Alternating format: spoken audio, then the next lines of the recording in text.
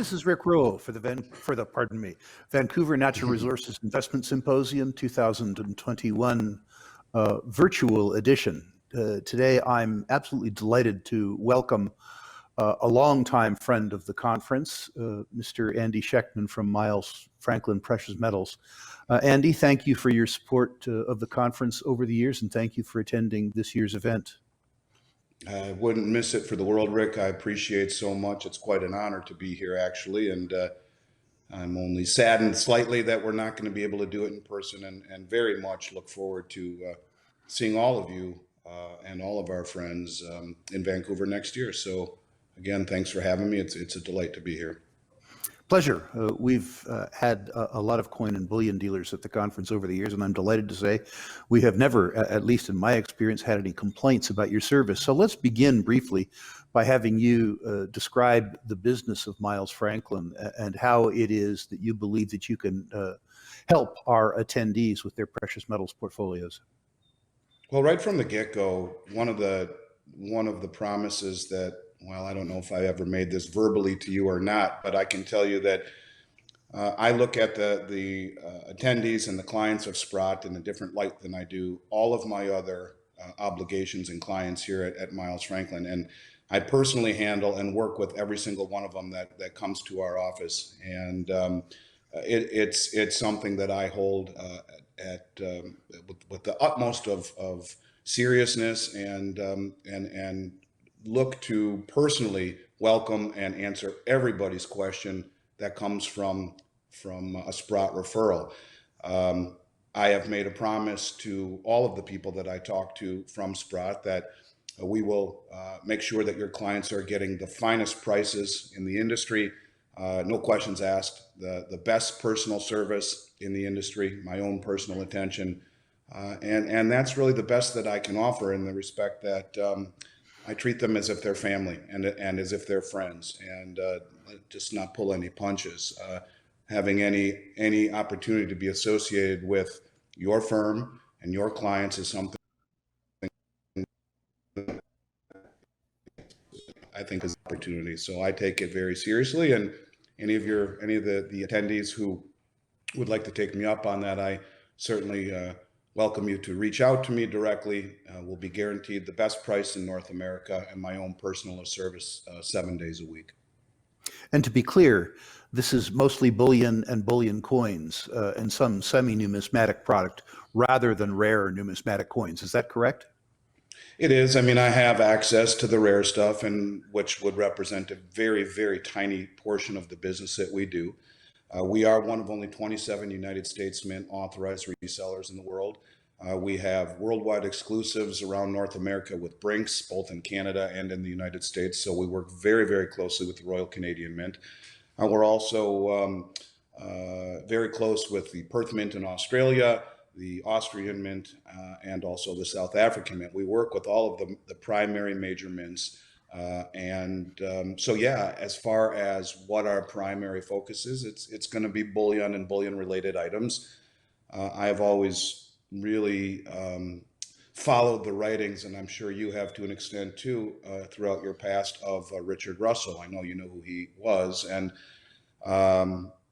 in many ways his ideology shaped my thinking, and I'll never forget when he said, in the end, it's about the number of ounces that matter. And so we find that you get more ounces by buying bullion, and well, there's nothing wrong with a little bit of semi-numismatic or even the nice stuff, the rare stuff. But in general, we focus on bullion-related products, bullion-related numismatics, and if clients are looking for rare numismatics, actually we happen to have relationships with some of the biggest importers in North America, so we're able to get anything people want. We're full service. But my own focus and own drive has been trying to get as much metal as possible without crossing the penny wise, pound foolish threshold. In other words, in life, I don't think you can ever be too flexible. You can never have too many options or too many outs, too many exits. So I would always choose flexibility over a little bit of savings by buying a big bar, which I don't feel are commensurate with the loss of flexibility. So yes, it's bullion related products and numismatics. So anything your listeners are looking for, I think they won't be disappointed by reaching out to us. We'll make sure that not only is it a good experience, but they're getting the best price and whatever it is that they're looking for right from the get-go. Let's get away from how a little bit to why. The most popular metal, at least in the news these days, and one where you've been an active commentator, has been silver. You and I have shared a couple forums about silver, but perhaps you could talk about the recent trends in the silver market, about the critical shortage of availability in terms at least of retail denomination, and something about how you see silver both as an investment asset and as a speculative asset. Sure. So, I mean, I think one way to start the conversation is that a lot of people talk about the gold to silver ratio. It's been a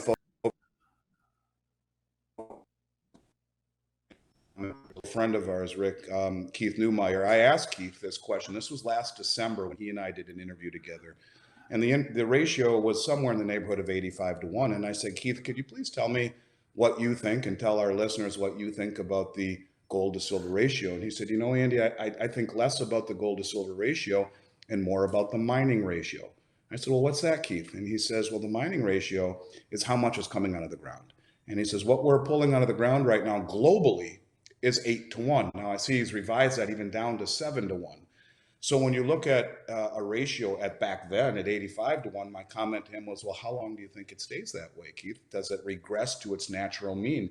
He says, he says, you tell me. How long can we pull it out of the ground at 7 or 8 to 1 and sell it at 85 to 1? Now, it has regressed to 65 to 1, 68 to 1 to where we are right now. It's getting closer to that natural mean.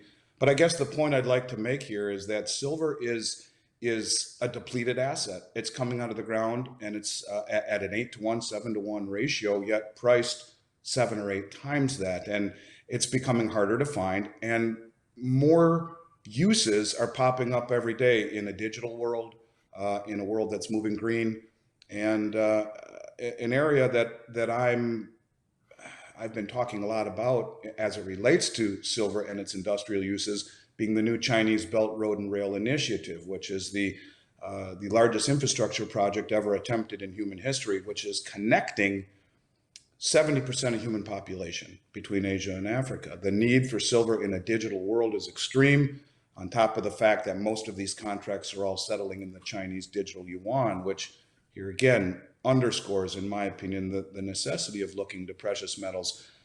But what we're talking about here is the industrial application of silver. And I've always been intrigued by the fact that there are very few assets out there, commodities, that are bracketed on both sides between demand, one on one side being industrial and the other on the other side being a monetary attraction. And that's one of the interesting things here. The folks at the Wall Street Reddit group, I know that you've spoken with them before. And since February, they've got 100,000 subscribers to their YouTube channel.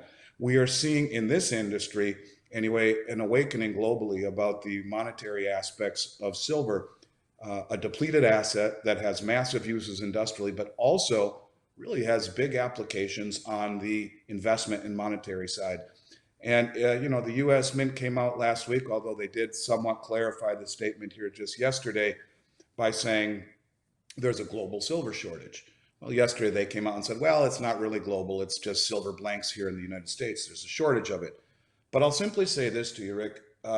Getting product has been the single biggest focus of my job. And it's a full-time job for 2 of my employees, 24 hours a day. One gentleman gets up in the middle of the night and deals with the mints across the globe, across the Atlantic, and the other one is dealing with the myriad of refiners and distributors here in the United States. What I used to take for granted, the ability to easily get product at the snap of a finger within 24 or 48 hours, is now you pay up front 3 weeks in advance, you hedge it, you're paying the highest premiums you've ever paid, and you pay in full 3 weeks to 3 months in advance, not just 3 weeks, 3 months in advance on some of the sovereign mints. And so getting product is very, very difficult. When I look at the business that we did in 2020, it was our biggest year ever, by a factor of about 3 or 4. In looking at all the orders, over 90% of what we did was in silver. That's completely inverted to what it always was. We always used to sell primarily gold. Now it's almost, I'm almost surprised when someone says, I'm looking for gold.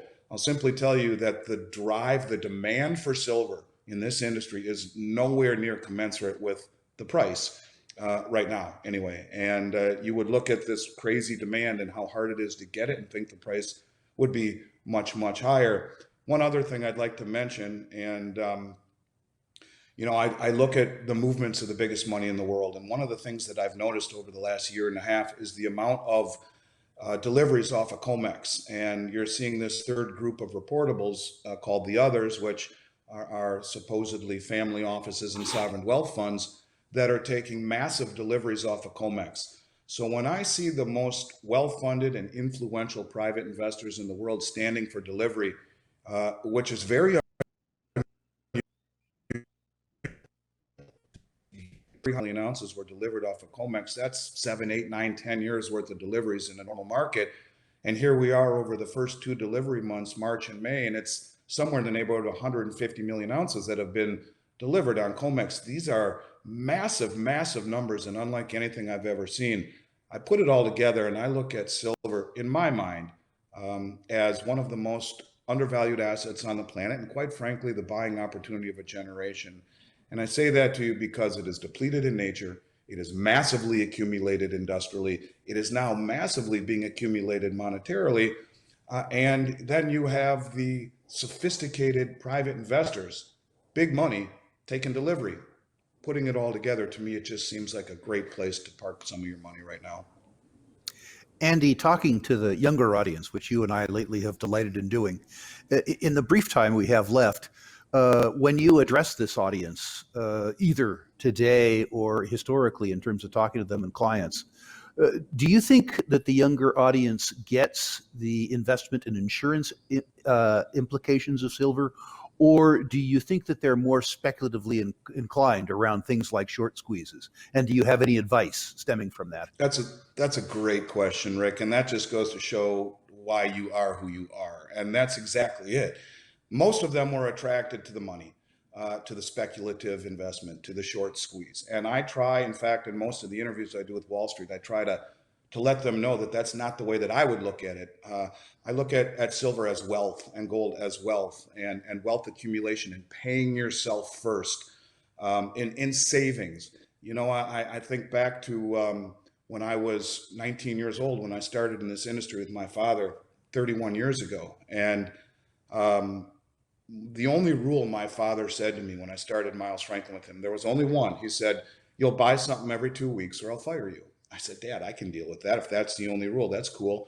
Well, here we are 31 years later. He's retired. I'm the president and the owner of the company, but I've honored my promise to him. He won't fire me anymore, but I have bought something every 2 weeks for 31 years. To me, it's wealth. And I try to get that across to people because you wake up one morning and 30 years have gone by, and where the heck did that go? And if you don't pay yourself first, if you don't look at gold and silver as immutable wealth, less the profit center, and more about preservation. And I also say to them, look, it's not about an emergency. It's not just for fire insurance. It's about opportunities too. You often talk about keeping some powder dry so that you can take advantage of opportunities. And where I come from, I look at physical metals in the same light as cash. And I look at it as wealth that you can use not just for an emergency or to put out a fire, but for a myriad of opportunities that guys like you keep showing us, coming around the corner. So keeping some money in the form of immutable wealth that's been accepted by, all of human civilization for almost 5,000 years, to me is the way that I look at it. And that's what I try to, in terms of advice, impart upon the younger investors. Wise words, ladies and gentlemen. Thank you, Andy, for your wise words today. Thank you for your support of the symposium over the last decade. We look forward to seeing you at many more Vancouver Natural Resources Investment Symposiums, and we look forward to seeing you live in Vancouver next year. But once again, as always, thank you very much. Yeah, Rick, I wouldn't miss it for the world. Thank you. And any of your listeners or listeners to the show here, attendees, want to reach out to me at Andy@Miles Franklin. They will get my utmost attention, my personal service, and I will respond promptly 7 days a week. So thanks for allowing me to be here. Thanks for your time today, and take care.